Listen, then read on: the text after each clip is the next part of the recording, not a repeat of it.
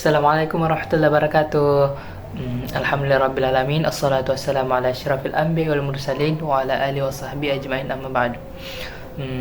Pertama-tama, yang paling utama adalah kita senantiasa menjadikan puja dan puji syukur kehadirat Allah Subhanahu wa taala atas segala nikmat kesehatan serta kesempatan diberikan kepada kita sehingga kita masih dapat melanjutkan hidup sampai saat ini.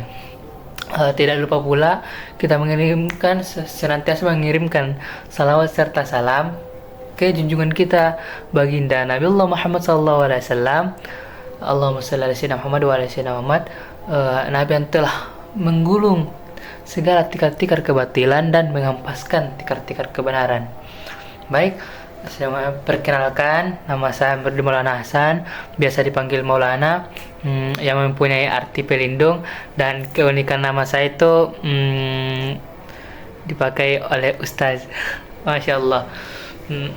Saya dari mahasiswa Universitas Muhammadiyah Makassar. Saya dari Fakultas Agama Islam, Prodi Bimbingan Konseling Pendidikan Islam. Nah, di video ini saya diberikan tugas pada mata kuliah ilmu jiwa, dan saya itu dibimbing oleh Ibu Dr. Musdalifah Inayah, SPSI MPD. Nah, melalui perkuliahan beliau, saya belajar bahwa memahami kondisi psikologi siswa sangat penting untuk melihat apa yang terjadi di balik perilaku mereka sehari-hari. Nah, pada kesempatan ini, sebagai mahasiswa dengan absen nomor 33, saya mendapatkan tema, yaitu dampak teknologi. Nah, tema ini saya pilih sebagai bentuk perhatian terhadap banyaknya siswa yang kini sangat dekat dengan gadget. Nah, sebelum lanjut, saya akan mengunjungi salah satu sekolah untuk sharing-sharing kepada salah satu siswa di sana. Nah, untuk kelanjutannya mari kita lanjut. Assalamualaikum warahmatullahi wabarakatuh. Salaman dulu. Kita dari kelas apa berapa, Ki? Kelas IPA 5, 11 IPA 5. 11 IPA 5. Ya, di sini saya mau tanya-tanya Ki tentang mengenai dampak teknologi, Dik. Jadi yang pertama itu, bagaimana teknologi telah mengubah cara tak belajar dan menyelesaikan tugas sekolah? Sangat baik dan jelas. Sangat baik dan bagus, jadi memudahkan. Nah, Gampang dapat jawaban. gampang. Ya, oke. Terus dan apa manfaat dan kerugian teknologi ini yang kita rasakan dalam kehidupan kehidupan sehari-hari? Bagaimana dampak manfaat dan kerugiannya yang dirasa? Yang manfaatnya membantu belajar, mudah mendapatkan jawaban. Ya. Untuk kerugiannya nanti. Kerugiannya enggak ya? Iya. Terus apakah teknologi ini membuat kita lebih dekat atau lebih jauh dengan teman dan keluarga? Enggak ya? Bisa lebih dekat diri. Terus berapa lama waktu tak menghabiskan di perangkat teknologi setiap hari? Berapa lama setiap hari? Kayaknya 1 jam setengah. 1 jam setengah. Iya. Apa aplikasi atau platform teknologi yang paling sering digunakan? Aplikasi yang sering digunakan di teknologi? Google, Pak. Google. AI untuk belajar itu, untuk belajar. Oke. Nah, lanjut, bagaimana teknologi ini membantu dalam hal hiburan dan mengatasi kesedihan tak? Bagaimana cara tak dalam teknologi ini? Main game. Main game. Jadi game yang menjadi hiburan tak dan mengatasi kesedihan begitu. Itu.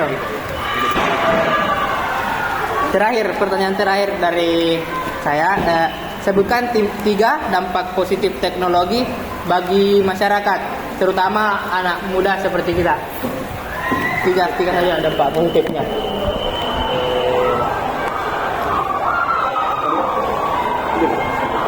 3 dampak positif. Manfaat apa manfaatnya? Manfaatnya ya. Membantu belajar dengan mudah. Membantu belajar dengan mudah. Mudah mendapatkan jawaban. Mendapatkan jawaban.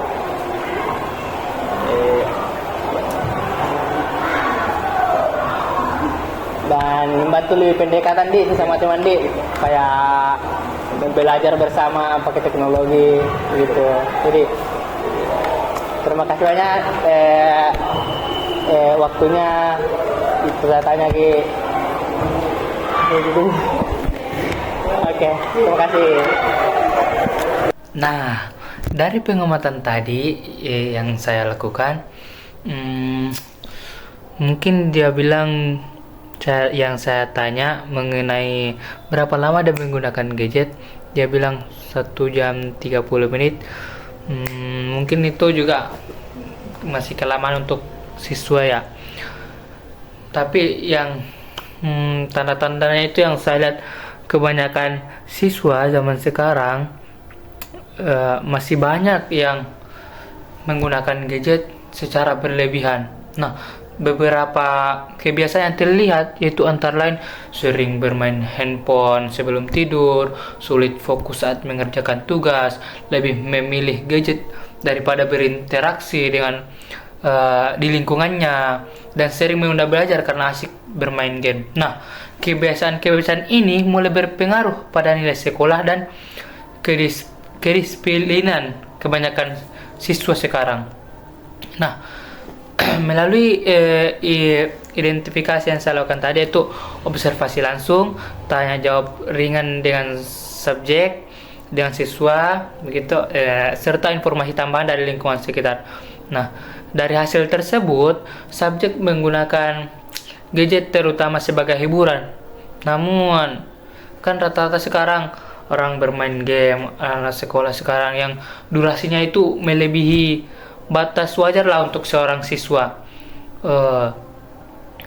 Apalagi untuk seorang siswa yang lebih baiknya di masa-masa siswa itu bagusnya itu lebih banyak berinteraksi bersama orang, keluarga di lingkungan, apalagi juga dengan membaca buku. Nah di sini juga saya akan bahas menjelaskan 2 analisis teori, yaitu yang pertama teori behavior. Nah, menurut teori ini, perilaku terbentuk karena kebiasaan yang diulang. Subjek terbiasa bermain handphone setiap pulang sekolah karena aktivitas tersebut memberikan kesenangan, maka perilaku itu terus dilakukan sampai menjadi rutinitas. Nah, dan yang satu lagi ada namanya teori kognitif. Nah, dari sisi kognitif, subjek memiliki pola pikir bahwa bermain game adalah aktivitas yang lebih penting dibanding belajar. Nah, inilah yang membuat ia sulit mengatur waktu dan kehilangan fokus ketika belajar.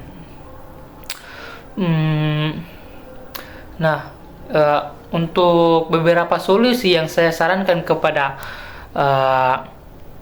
teman tadi yang saya tanya namun tidak terekam, namun selepas dari rekaman tersebut saya masih over sharing lah sama dia ya. Nah, beberapa solusi yang saya sarankan untuk kita semua, apalagi yang orang-orang tua, yaitu kita harus lebih bisa mengatur jadwal penggunaan handphone. Yang kedua, mendampingi anak saat belajar agar fokusnya lebih terarah. Nah, yang ketiga, memberikan penguatan positif ketika anak berhasil mengurangi penggunaan gadget. Yang keempat, mengajak anak melakukan kegiatan non-gadget seperti bermain di luar atau membaca. Nah, yang kelima, menciptakan suasana belajar yang lebih menyenangkan agar ia tidak mudah bosan. Nah, melalui pendekatan ini dilakukan untuk membantu subjek menyeimbangkan penggunaan teknologi dengan kewajiban belajarnya. Nah, kita sampai di akhir, teman-teman. Melalui tugas ini saya menyadari bahwa ilmu jiwa memberikan pemahaman tentang bagaimana perilaku terbentuk dan bagaimana membantu siswa menemukan arah belajar yang lebih baik. Nah, sebagai penutup, teknologi bukan hal yang harus dijauhi, tetapi harus digunakan dengan bijak. Jika digunakan tanpa batas, teknologi dapat mengganggu perkembangan anak. Namun, jika diarahkan dengan tepat, teknologi bisa menjadi alat yang bermanfaat dalam proses belajar. Nah, demikian pemaparan tugas mata kuliah ilmu jiwa dengan tema dampak teknologi dari saya. Semoga bermanfaat bagi kita semua. Billahi fisabilil haq, fastabiqul khairat. Wassalamualaikum warahmatullahi wabarakatuh.